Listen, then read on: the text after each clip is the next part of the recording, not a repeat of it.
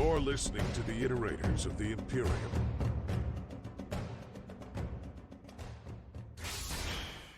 Hi, I'm Mess, and I'm here with my lovely co-host, Ryan, and you're listening to Season 4 of the Iterators of the Imperium podcast, the podcast in which Ryan is the expert on Warhammer 40K, and I am the noob trying to learn about the Warhammer universe. And, just to say, I'm back. I'm back from a short hiatus. I've been moving apartments. I should be set, but there's still so many projects that I need to take care of. But I'm here. Ryan, I'm here. That's the main thing. That's the main thing. The important thing is you're here with us today, and we're glad to have you back. How you doing, Ryan? I am exhausted. Me too. I think both of us are running on, like, limited sleep. Yeah. Very limited. But the show must go on, Ryan. It must. This is it.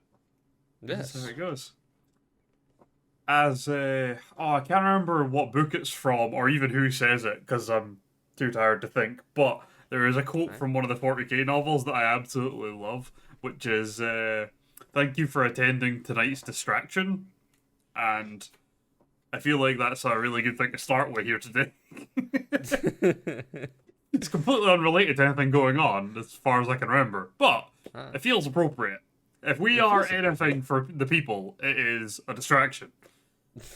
Also, by the way, you know the whole Spotify Wrapped thing that goes on? You get the little summary, like the music you listen to and stuff. You know we get one as a podcast.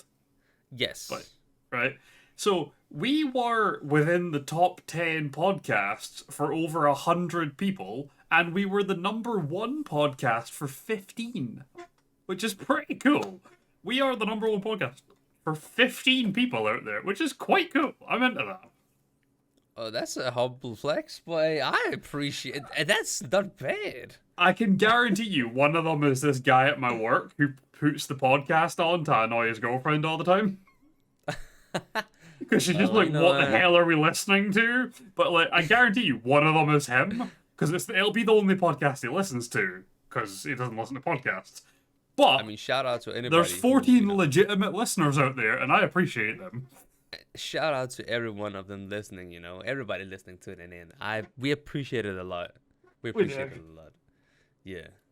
Right. Gonna shotgun some energy juice, and then we'll get into this. Yes, sir. So shotgun some energy juice. It's necessary, man.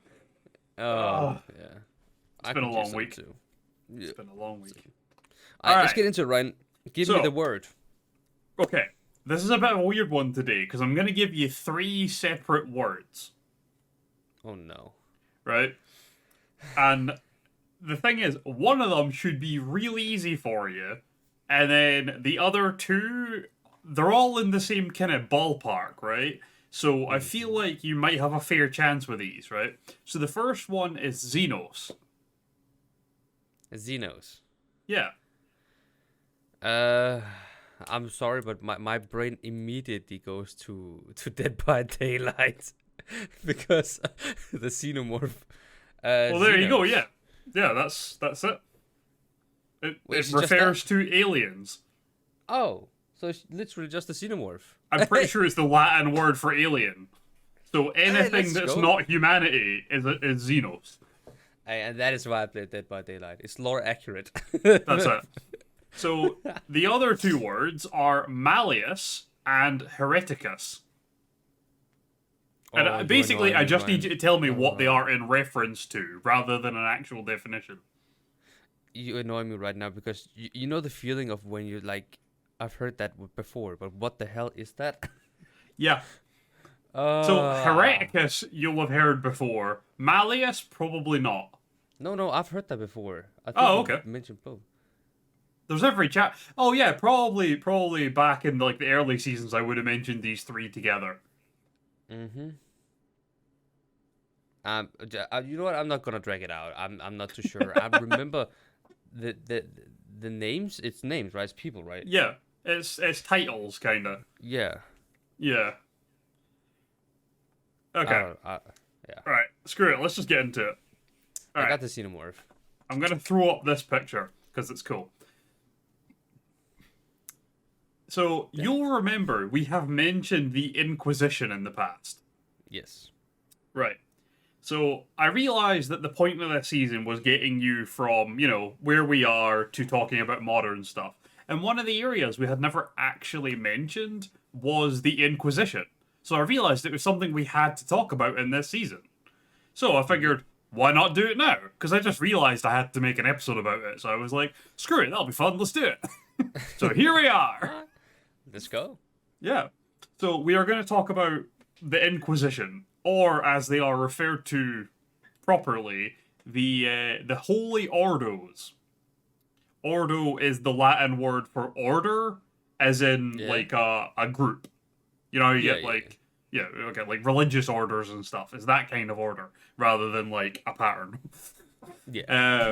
So they are referred to as the Holy Ordos because these orders they're designed in a weird way where basically they answer only to the Emperor himself, so they are regarded as like the Emperor's they're regarded as people that work directly for the Emperor because they're above the jurisdiction of everything else, basically. So that's why they're considered holy, because they are considered to be like the Emperor's people. Yeah. Which is the whole thing. So there are many random orders that govern loads of different parts of like the background of Imperial governance, and they deal with threats that are like, basically anything that can be considered a threat to the Imperium in one way or another, ranging from like physical threats to like dangerous information, and every variety of everything in the middle.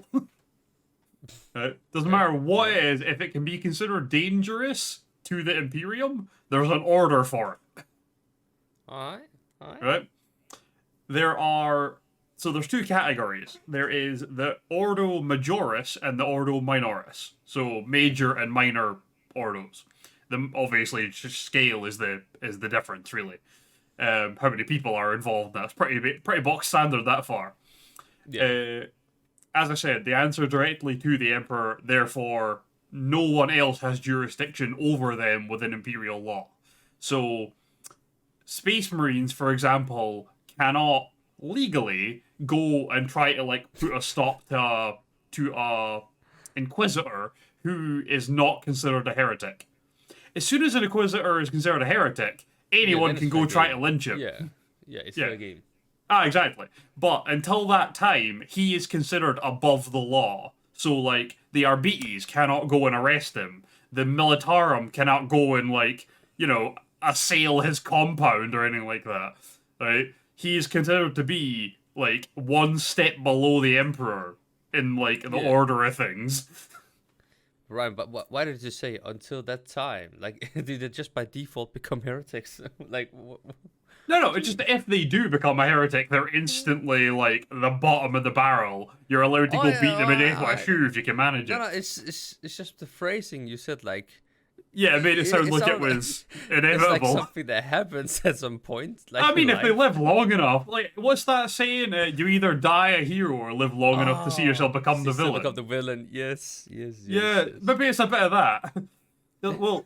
You'll see that the kind of things that, like, the three major orders deal with, those are your only options, are die or become the bad guy.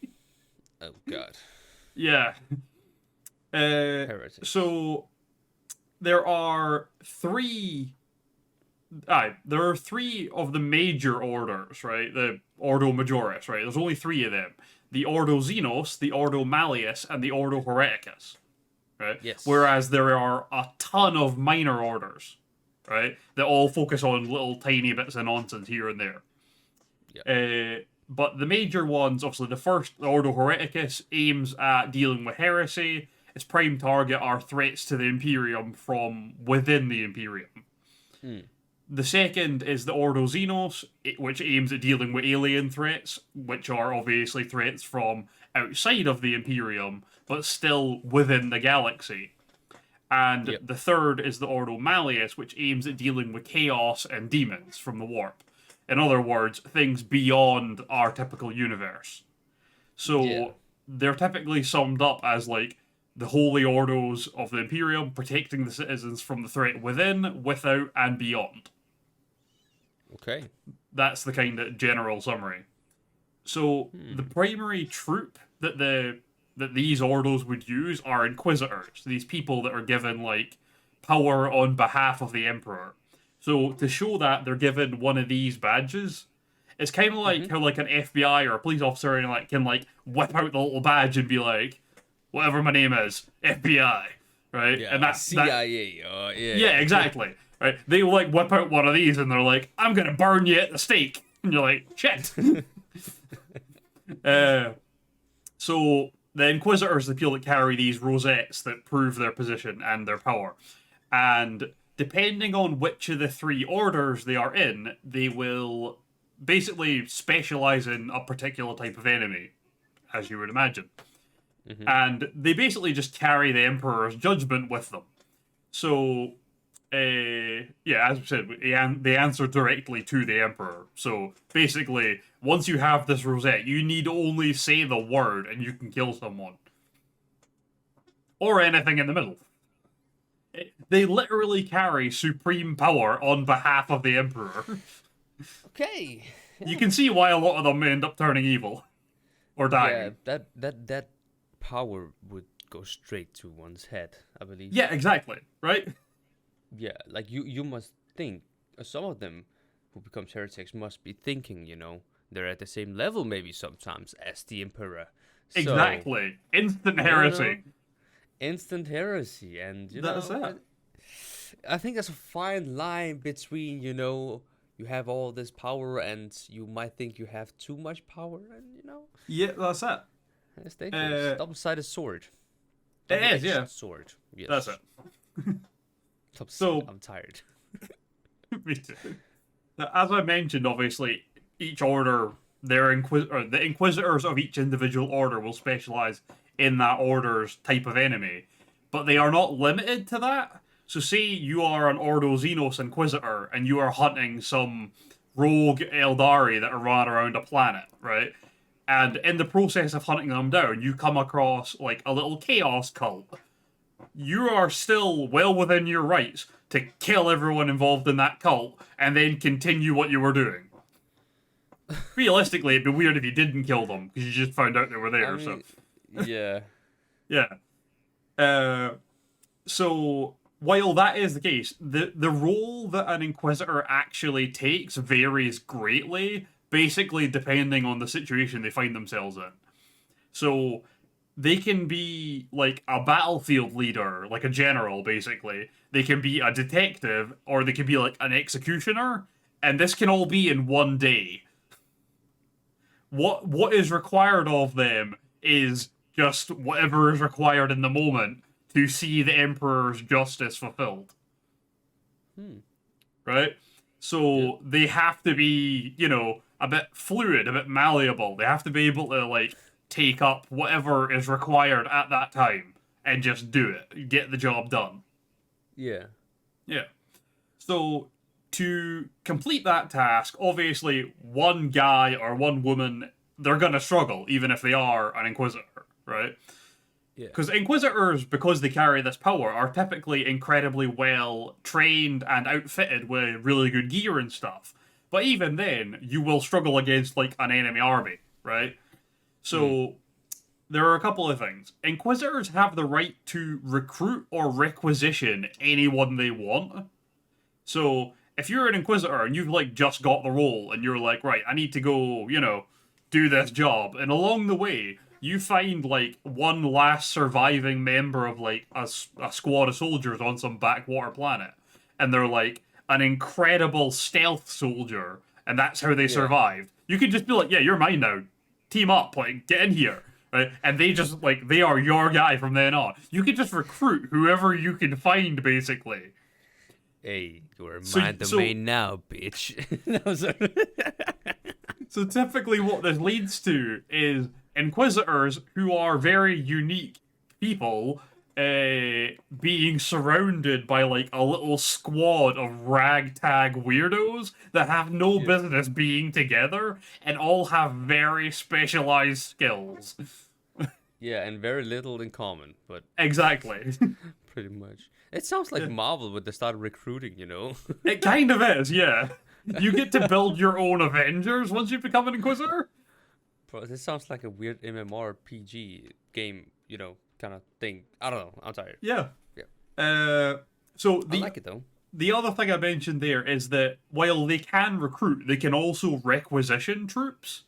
So, say for example, you are an Inquisitor and you go to some random planet following, like, you know, a lead that you had, a clue that you had, and you get there and it's just the whole planet is just coated in chaos worship.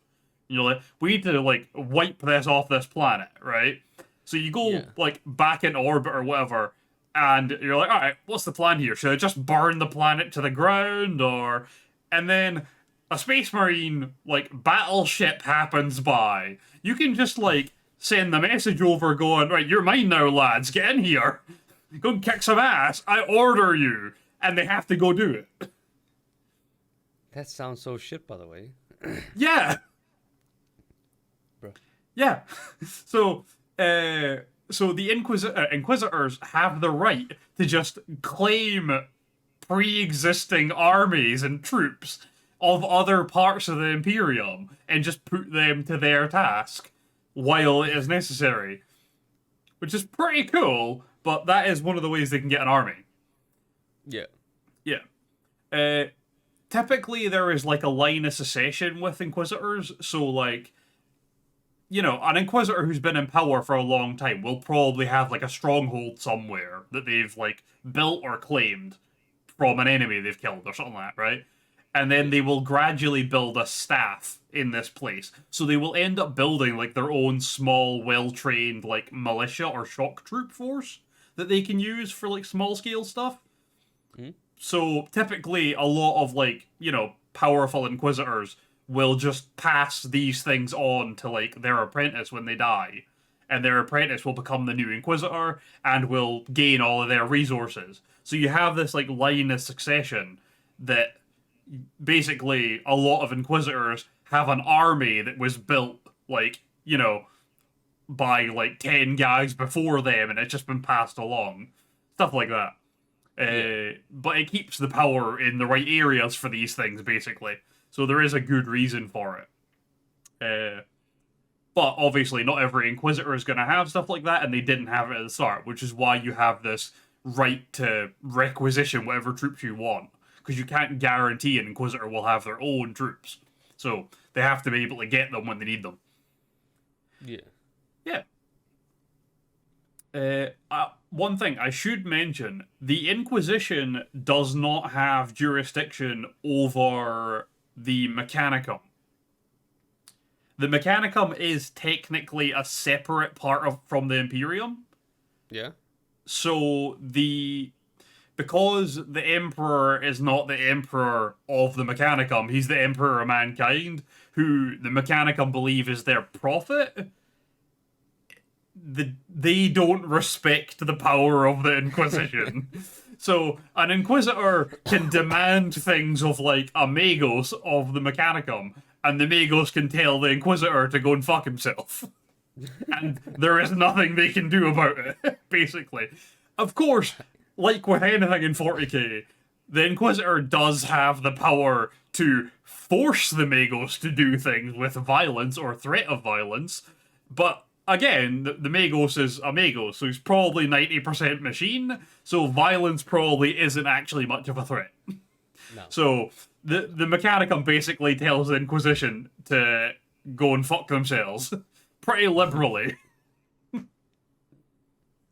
Which I think is a good way to handle them. I mean, that's because you're Scottish, but... Well, that's fair. That's how you guys handle things. You're not wrong. About it. You know, you tell him, Ryan. Alright. Yeah, that's fair. So, outside of the like requisition troops or troops that have been built by individual Inquisitors, all three of the major arms of the Inquisition have a chamber militant. So they have, like, an attached military force. Mm-hmm. Right? So there is one for each of the three, which specializes again in the same kind of threat that they do. But we'll deal with that when we, get to each of the major ones, because we're going to look at them in a little bit more detail later on, but nothing too crazy. We're not going into this too heavily. We're just kind of giving you the concept here, the general stuff, and it's so that we can look at it properly in the future, at an individual basis and stuff. As you can probably imagine, because each Inquisitor is like an individual person with their own total supreme power, they're pretty like interesting and colorful characters, but they range from like total wild cards to like the most stark-jarsed follower of the rules you have ever seen. There's something to be said for like the political side of it. Because these people carry so much power, it's important what like political views they take, and there are a bunch of like different types of political views, which lead to a lot of like infighting among Inquisitors. But that is an issue for a later date. So just because like you are an Inquisitor, it doesn't mean you like all the other Inquisitors. So there is a lot of like Inquisitor on Inquisitor violence as well. I could imagine. Yeah, a bunch of nutcases running around carrying supreme power. They're gonna end up fighting each other, right? I mean, I would also argue that it might have to be up to something with ego. That's a huge part of it too, yeah. They all think that they are the best thing that's ever happened. Yes. They all think they're the Emperor's one guy. Exactly, and why wouldn't you? Like, of course not. I would go mad with power immediately. This is why I'm not allowed to have power. If you were trying to go mad without power, it's boring. No one listens to you. Wait, where's that from? Simpsons movie. That's from The Simpsons. Oh, yeah. Oh, I thought you got mad with power. Of course I have. If you try to go mad without power, it's boring. Good times. So, as for the minor orders, right? They typically have like the same kind of supreme power over everything, but it's actually over like a much more specific area. So they typically can't go out and just like burn a family of 5 while they're eating their dinner because someone sneezed like a demon, right? Yeah. But they do have like an absurd amount of power, but typically in like more of a governmental body kind of sense. It's a weird one. I'll kind of explain it in a bit more detail as we go through a few of them, because it's a hard concept to explain without a good example. But there's like an added role to the Inquisition, and that's included like the major and the minor orders, and that is they're kind of like internal affairs for the police. You know, the police that like investigate other police officers to root out like corruption among the force and stuff like that. That's kind of a major role of the Inquisition, is to like keep an eye on everyone else to make sure no one is like doing evil shit they shouldn't be, or even just not doing their job properly. So it's just a glorified supervisor. Kinda, yeah, but they have the power to kill you, so it's like a supervisor that can actually make you do your job. Like, if you were just kind of like half-assing it one day, and your supervisor came in and blew the head off your like the guy sitting next to you because he was looking at his phone, I reckon you'd keep working, because I would. Yeah, I think so too. Yeah, so it's kind of like that. That's the idea, is that they keep, basically it's that, you know that who watches the Watchers? Yeah. Yeah, these guys, the Inquisition watches the Watchers. Right? They keep everyone else in line, and everyone's afraid of them. Ryan, who watched the Watchers? We will get into it a little bit, but one of the major Ordos is responsible for looking into corruption within the Ordos. Okay, I'm confused. Yeah, exactly, right? Yeah, I shouldn't ask. Yeah. So without further ado, we're gonna run through a bunch of like the minor ordos and just kind of what they generally do, right? So Yes. there's a few of them are pretty standard at the start here. So like the Ordo Astartes, they look after the Adeptus Astartes. So they keep an eye on the Space Marines, make sure no one's being evil there. They spend a lot of time looking at the Dark Angels, by the way. Second is the Ordo Custodum. They oversee some like Terran governance. Basically, they just keep an eye on like the general government of Terra and anything else going on, specifically on Terra, that seems kind of corrupt. So if you're like a mid-level supervisor at like a shipping dock or something like that, and you're like cheating on the paperwork, they can come in and kick your ass. Great. But also, like, if the High Lords are doing shit, these guys can be like, ah. So anything on Terra is basically within their purview. There is the Ordo Aegis, which oversees the oversaw the Cadian Gate. Basically, they were there to just make sure shit wasn't like going off the rails with the whole keeping everything in the Eye of Terror, which is a good thing to have, I guess. So again, if people start like, if troops start being lazy, or if like one area starts to fall and no one notices and reinforces it, these guys can like, push the system along a bit to get everything backed up, stuff like that. Yeah. There's the Ordo Sanctorum. They oversee the Ecclesiarchy for good reason, because the Ecclesiarchy are corrupt as hell. As I'm sure you remember, the Ecclesiarchy is the church that worships the Emperor. Yeah. There is the Ordo Sicarius. They oversee the Assassinorum, because there was a lot of shady stuff went on with assassins after the whole Gauge Vandire's reign of bloody terror. I don't know if you remember from when we covered that in like season 2. Yeah. It might have been season 1 actually. But after Gauge Vandire tried to like coup the Emperor, there was a bunch of like assassination attempts on the High Lords of Terra and stuff, because the guy that ran the assassins had just went crazy with power. Yeah, I just remember the Ghost Vandar. That was like a blast for the past. Yeah, well, that's why we have the Ordo Sanctorum to keep an eye on the Ecclesiarchy, so we don't get another Gauge Vandire. Like, he is the whole reason that one exists, because he is a nutcase. Yeah. So yeah, right after that happened with him, the High Lord of the Assassins kind of went on a power trip and kept assassinating important people, and it really fucked up the Imperium for a while, because no one was in charge for more than 5 minutes. So the Ordo Sanctorum is there to like keep an eye on him, basically, and the assassins. Make sure the people they're killing are like supposed to get killed and stuff.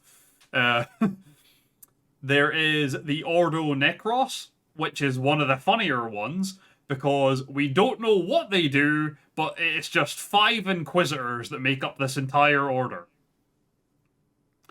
And the reason it is one of the funnier ones is because there is the Ordo Vigilis, and all they do is oversee the Ordo Necros, which again is 5 guys, and we don't know what they do. But those 5 guys are doing something so shady that they need a whole other bigger order to keep an eye on them. So I don't even have a guess as to what those fucking guys are doing. No one knows. Manhattan Project 2.0. Yes. That tickled you, did it? A little bit. There is the Ordo Maledictum, which, like the Ordo Aegis, is just there to look after shit to do with like the Cicatrix Maledictum.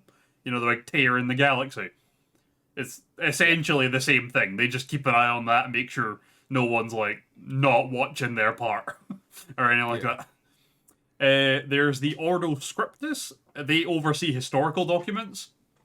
They do a pretty terrible job of it, I'll tell you that now. There's the Ordo Astra. They are astronomers. Pretty dull one compared to the rest, I'll be honest. Really? Yeah, but yeah. Yeah. It's like, we're just scientists with telescopes, man. You're like, alright, have fun, Dave. Why do you carry supreme power from the God Emperor? Remind me. Stars, pretty. Yeah. That's the gist, yeah. Yeah. There is the Ordo Originatus. Their entire job is to try and figure out the history of the other Ordos. Because no one can remember how the orders were all made or founded or anything like that, or why. So this order was made to try and figure it out, try and piece their history back together. That's just sheer curiosity, that one. That's all that is. Like, there's no benefit to that. Nope. I mean, maybe if they were like, maybe we aren't doing what we're supposed to be doing and we all forgot. Maybe that's why. Maybe in case they need to, like, call themselves heretics because they forgot what they were supposed to do. My personal favorite is the Ordo Redactus. Their job is to hide history. They literally burn books and stuff, delete, like, archives of data so that history isn't a thing. Because, well, they do it specifically to any parts that they deem harmful to the Imperium. So, the Horus Heresy is, like, long forgotten and all information about it has been deleted. Yes. Yeah. It's like the void time, you know, where the stuff that happened is not good for the general public to know. You know? Yeah, that's exactly it. Yeah. There will always be somebody who knows it in the higher ups, but they're trying to keep it under wraps. That's it. It's these guys' job to keep it under wraps, basically. Like, if you're like an archaeologist and you find some ancient books that tell you about something that happened at this point, these dudes kick down your door, burn down like your library, and like delete you from history along with the books you found. Yes. Standard. That's an important job, by the way. Do you remember me telling you about when Gilliman came back, and there's a whole thing where he like looks at like 5 different calendars that are all currently being used? And he was like, what the hell is this shit? Yeah, what fucking year is it? Yeah. No wonder we don't know what the hell's going on. Part of that scene is he sets up an order called the Hestorators, whose job it is to go around and gather up information to try and piece together an accurate history of the last 10,000 years. Because he cannot tell what has happened since he's been gone. Yeah. Yeah. So the Ordo Redactus are the reason he has to do that. Yeah. So these are the kind of things that the Minor Ordos are in place to control, right? They're basically like a failsafe, a checking system, right? Again, internal affairs. They just make sure other people are doing their fucking jobs properly and stuff like that. Or they oversee one very specific area of things, like deleting history. Yeah. Yeah. So that's kind of what the minor ones are all about. The major ones are a bit more colourful and interesting. So we are going to start with the Ordo Malleus. So this is the threat from beyond. Okay.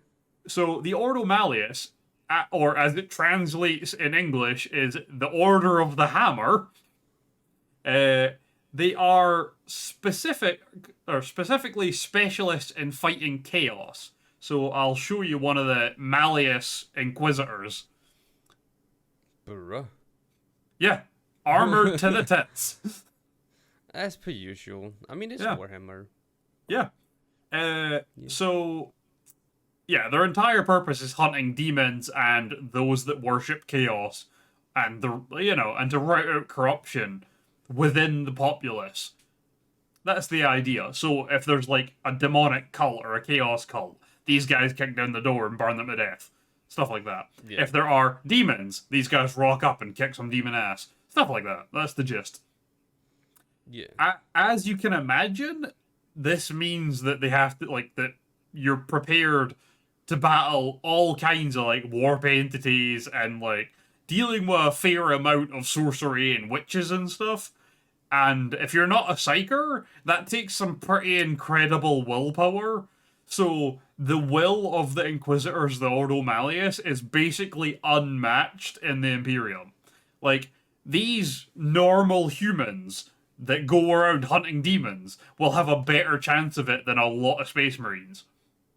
Damn. Just because they specialize in it. They are trained specifically to withstand the issues that demons cause. That's kind of crazy to think about, actually. It is, yeah. This guy can probably kill a demon better than most Space Marines. Yeah, that's not an easy feat, by the way.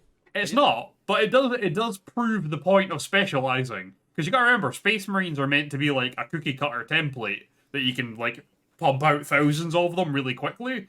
So, like, they're not specialized. They are made to kill anything that bleeds, just as long as they can shoot it with a big enough gun. But that doesn't really work on demons very well. So, once in a while, you gotta call up this guy with his magical book and, you know, fancy holy gun and blast it to pieces, and then say a short prayer over its corpse. I don't know. You know, just whatever the situation calls for. Yeah. A wee bit of holy water, couple of explosive rounds through the face, you know. Typical exorcism stuff. The standard stuff. Standard. It's standard for 40k. I mean, it really is. It really is, yeah. It could not be more standard. Yeah. So this is possibly the oldest of the major orders, because the idea is this order was formed back during the heresy. It was formed at the order of the Emperor before he was interred on the Golden Throne. Because, obviously, by the end of the heresy, there were demons running amok alongside the Chaos Legions. Yeah. So they were now an active and pretty persistent threat, and humanity needed to deal with that. So the Ordo Malleus was founded. But also, their Chamber Militant, their standing army that is attached to them, was also founded around this exact same time with the same decree from the Emperor. Do you want to guess who their Order Militant is? Or who their Chamber Militant is? What army belongs specifically to them? Think specialized demon hunters. Specialized demon hunters. Oh, we can sit here for a while. It's the Grey Knights. Oh. The Space Marine... Yeah, it's the Space Marine chapter, the Grey Knights, who are specifically trained and built purely to kill demons. This is some of their handiwork. Can we just talk about the artwork, though? I know, it's pretty incredible, isn't it? I'll show you... Art or just official? This is official. Oh, okay, yeah. Yeah. So this is what Grey Knights typically look like. Their armor is pretty...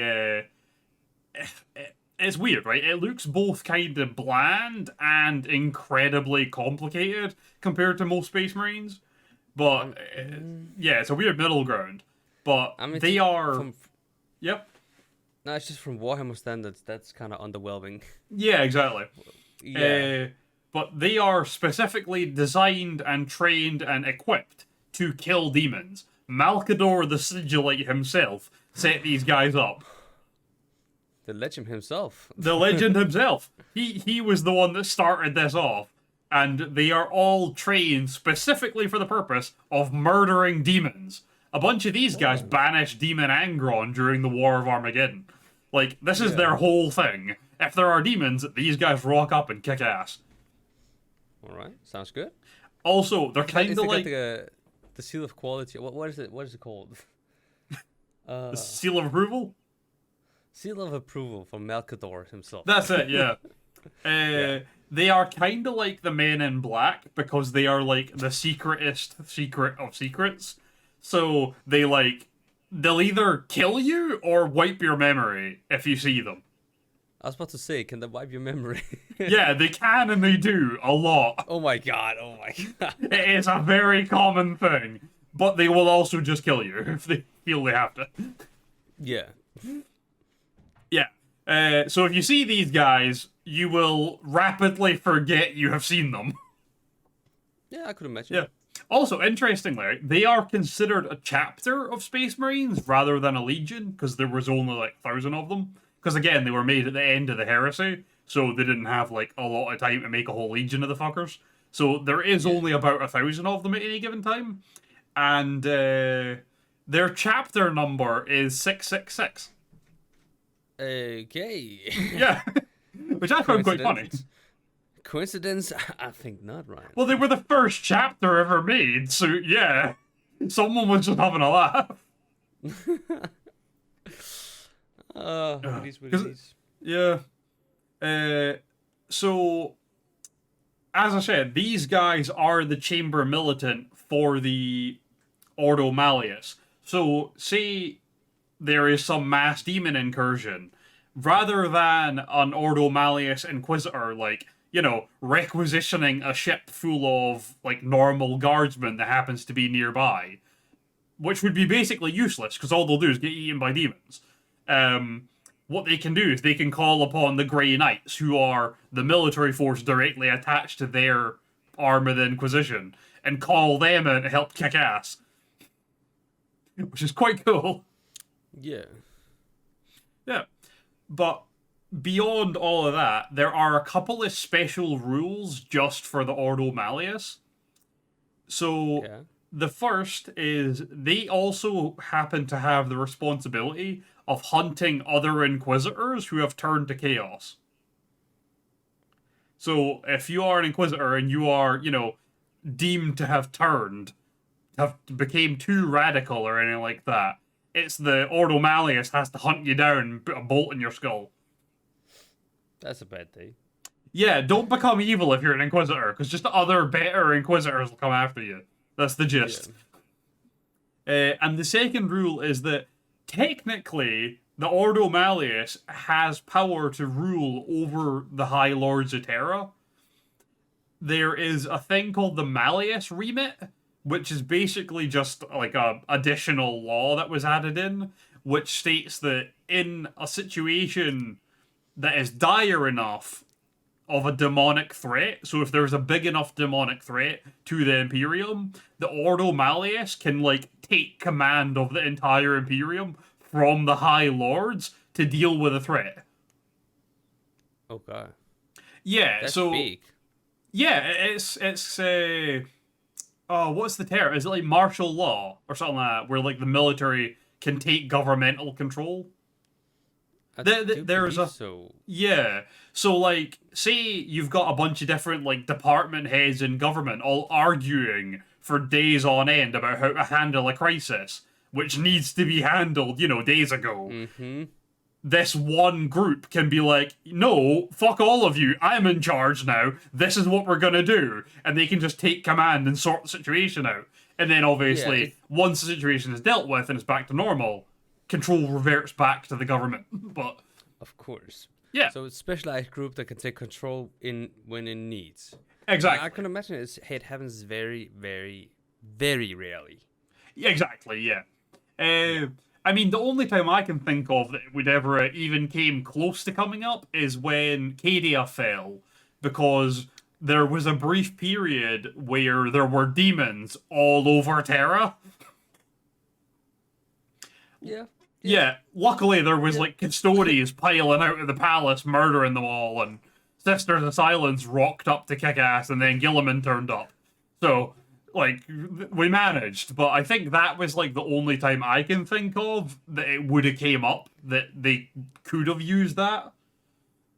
Because, I mean, like, demons on the homeworld is about as big a threat from demons as you get. Yeah. Like, the next one up is a demon sitting on the Emperor's lap. Like, and I think by that point it's a bit beyond the High Lords anyway. Yeah. Yeah. So, the next of the major Ordos is the Ordo Xenos. This is the kind of design you get for the Ordo Xenos Inquisitors. The alien bitches. Yeah, that's it. So, yeah, like you said, this is the arm of the Inquisition dedicated to combating the threat of aliens. Okay, so, it is said that they were formed in the aftermath of the War of the Beast. So, around the year 546 of the 32nd millennium. This is obviously to prevent a massive orc army turning up on the Emperor's doorstep again. That was the general concept. Let's just get some people to take care of this before it happens again. Because it didn't go well the first time. We needed a Primarch to come back from the dead, and we almost lost an entire legion of Space Marines. So let's not do that again. Let's hire some professionals. And that's how we got these guys. Yeah. Yeah. So, in a kind of more overall sense, their job is to investigate, catalog, and eliminate Xenos, as and when they are a threat to the Imperium. So, in my eyes personally, these guys do a bit less detective work than the other two major branches, but they do a bit more kind of field research instead. Because a lot of their work is like studying Xenos and stuff like that. But there isn't a lot of like area in which you would be doing detective work to root out Xenos, because they can't exactly like hide among humanity very easily. You know what I mean? You've either got an Eldar or an Orc or you don't, kind of thing. Yeah. Yeah, you don't exactly need to solve that puzzle. It's either like 3 foot taller than a normal human and green and giant and can't speak properly, or it's not. So, It's kind of, they're just groundwork operation, you know. They have to be there. Yeah. When they need, yeah. So a lot of their work is like, it's quite black and white, right? You're either studying Xenos to decide if they are a threat or are not a threat, and if they are, you are annihilating them, and that's it. Yeah. Right? It's pretty black and white with these guys, to be honest with you. There are some areas that, like, some situations where they would do some detective work, and it's situations where, like, you could have, like, you know, a criminal organization trading in Xenos tech. That would be the jurisdiction of these guys, because it relates to Xenos stuff. Or you could have humans that were harboring Xenos. Those humans are then criminals, which these guys would be able to deal with. Yeah. Right? So there are some situations where there's some detective work, but it's less than the other ones, I believe. For the record, though, they are not against using Xenos technology, but they will kill anyone else that does. Okay. So if me or you, like, were trying to, like, protect our house with, like, a shuriken pistol we found in a dead Eldar, we'd get burned. But this guy can have a shuriken pistol on his belt if he wants, because it's really good at killing Xenos. He's just selfish, man. Mate. It's one of those fight fire with fire situations. Yeah. You know, their guns are really good at killing us, but they're also really good at killing them. Yes. So, these guys are known to employ Xenos tech to hunt Xenos, which is quite cool, actually. Yeah. Yeah. So, their Chamber Militant is one that we've basically not looked at all. Their Chamber Militant is the Death Watch, which I think I've mentioned, but that's about it. So, because I haven't really mentioned it, I'm gonna like give you a little explanation of what the Death Watch actually is. I'll show you though. This is a Death Watch Marine.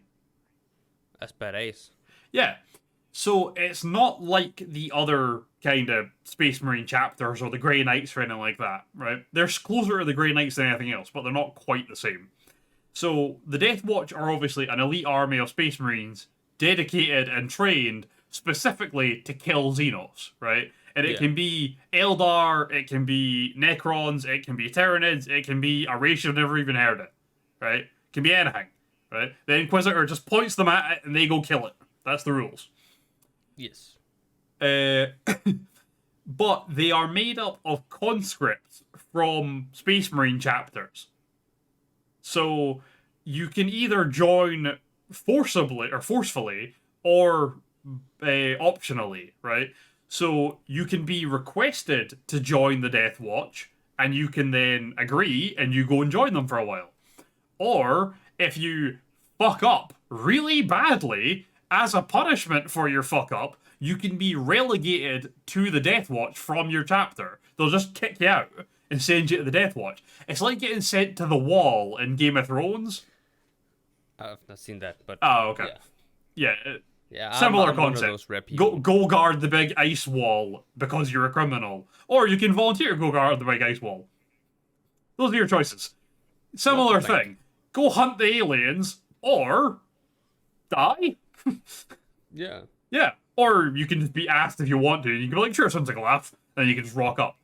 But because it is made up of, like, you know, a random troop from every chapter and stuff in each squad, they wanted, like, a sense of familiarity. You didn't want, like, the whole point is you are now in the Death Watch. You are not in your chapter anymore. You are not a son of Sanguinius. You are not a son of Ross. None of that. You are Death Watch now. Deal with it. So they repaint their armor to black. The only thing they get to keep otherwise is one of their shoulder guards stays the original color with the original marking on it. And that's it. Everything else gets repainted black. So you all look basically the same in your squad, even though you're all from, like, totally different origins. It's quite cool. So if there is a major Xenos uprising anywhere, or a major Xenos threat, these are the guys that the Ordo Xenos Inquisitors can call upon to kick some alien ass. Yeah. That's the idea. Which is quite cool. I do like the concept of the Death Watch. It's quite a cool little bit. Yeah. So, interesting detail about the Ordo Xenos, which is quite cool. I'm not a big fan of the Ordo Xenos. It's not my favorite of the Ordos, but this is quite a cool detail. So again, things are quite black and white with these guys. You either kill the thing or you don't. But Xenos uprisings or Xenos threats are usually either, like, 5 people can handle it because it's like one Xenos on a random planet, or it's like an entire army of them and there's basically nothing you could do about it, so you just nuke them into oblivion. Oh god. Yeah, because I forgot to mention earlier, Inquisitors are permitted to enact exterminatus. They can wipe a planet out of the galaxy with only their say-so. They don't need, like, a vote. They don't need anyone else's permission. They can just go, get rid of that one. There's too many space bugs. There's too many heretics. There's too many cultists. And they just wipe it out from space. That's it. Gone. That's a lot of power. Yeah. And the Ordo Xenos, because typically the threats they face are either incredibly minor or incredibly large, they are pretty liberal with the exterminatus missiles. So, they have the highest, like, kill count of all the Ordos by a great margin. Mm-hmm. Some of those kills are allies. A great amount of them are allies. Just like innocent civilians that happen to be on a planet covered in orcs. But still. It's a sacrifice that had to be made. As far as they're concerned, yes. Yeah, it depends on who you ask, yeah. Yeah. Okay, so we're on to the last one. The Ordo Hereticus. Mm-hmm. Or, as if you look at her here, you might get the nickname they have, which is the Witch Hunters. Yeah. These are the guys that come kicking down your door because they've decided you're, like, a heretic and burn you at the stake. Oh, fantastic. Yeah, so these guys deal with, like, threats from within the Imperium. So, you know, chaotic belief and stuff like that. People that are turning to chaos, corruption and the like. That's these guys' job. So they actually are, like, kicking in a family's door while they're eating dinner and burning the dad because someone overheard him say something that may or may not have been heresy-ish. Yeah. Yeah. So they are colloquially known as the Witch Hunters, which, to be fair, they dress like witch hunters from the Salem witch trials. Like, they even have the buckle hat. Like, they do. I mean, it's the completed outfit. It's fine. Ah, it's a cool outfit. Like, this is, like, my favorite design of Inquisitor. These are my favorite ones, I think. But, like, they do look weird.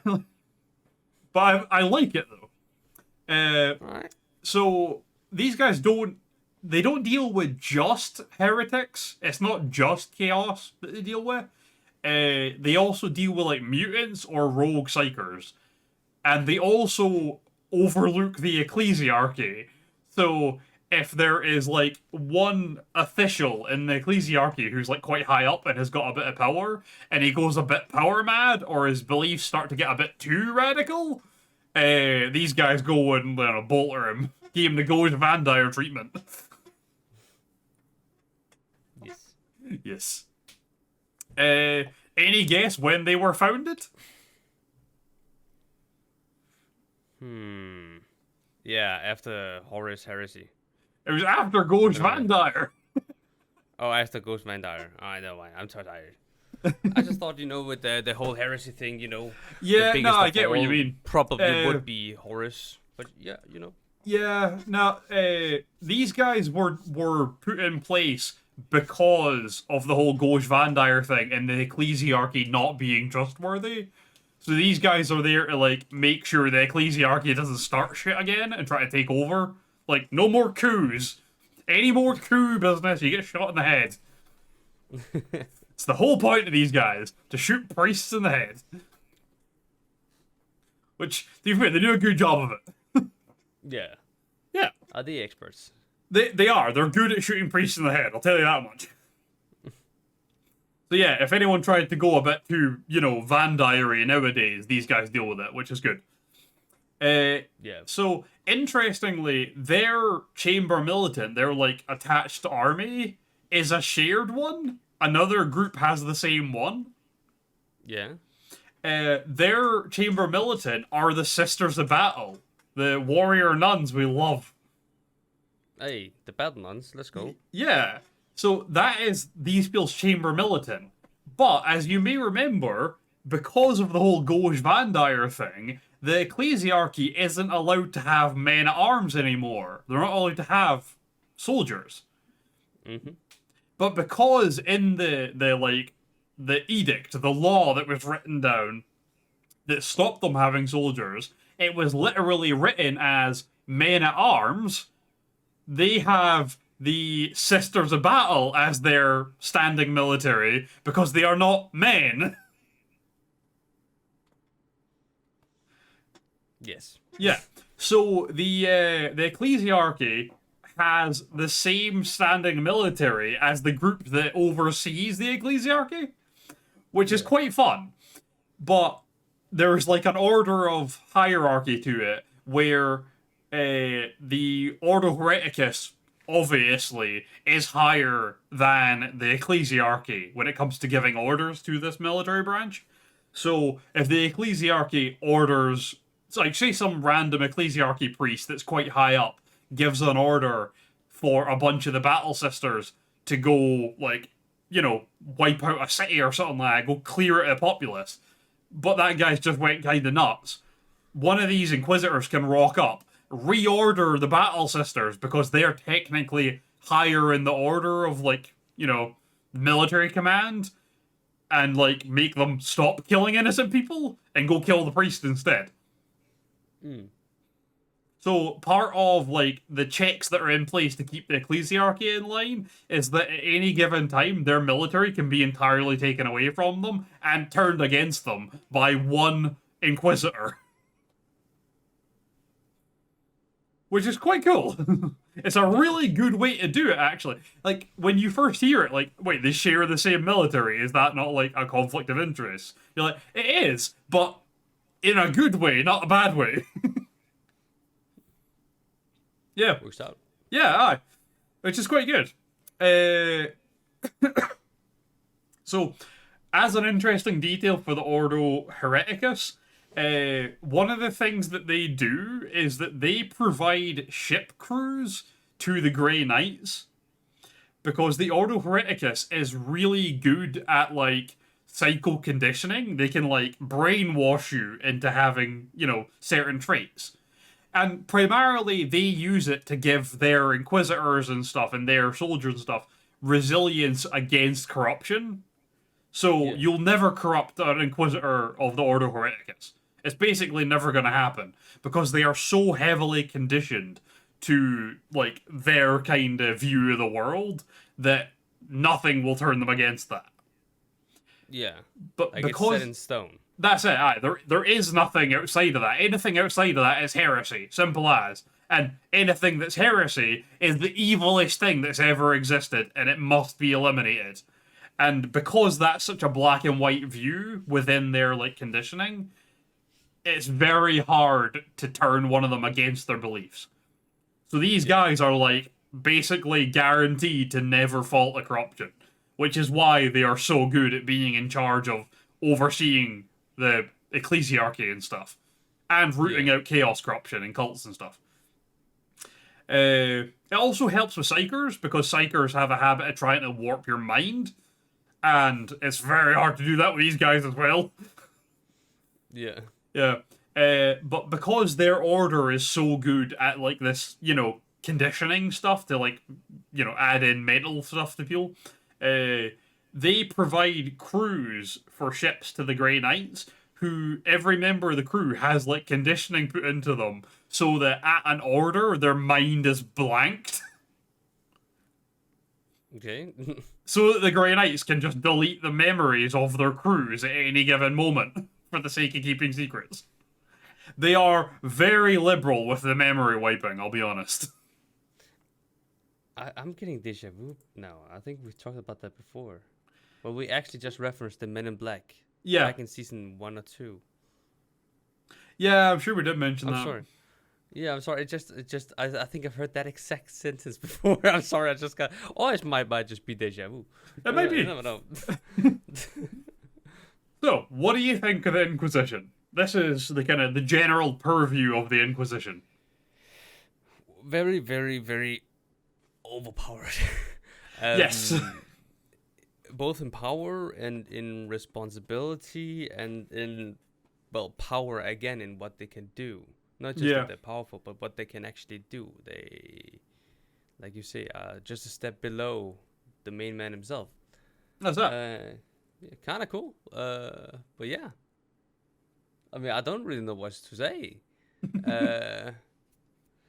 If I had to pick a team, I would probably take, I'll take the Xenos, because I knew who they were. You know what? That's also good, like the no messing. Also like the no messing around. You point, you did. That's it. Yeah. If it's green, I kill it. That's the rules. Yep. You know what? When it comes to looking at the Inquisition, we'll start with some Ordo Xenos guys for you. How's that sound? Sounds good. Good. Would you like to round us out for today? Yes, sir. Well, thank you guys for listening to this episode of Iterators of the Imperium podcast. It's been me, Miss, and Ryan, and we will see you next time. Take care and peace. Bye.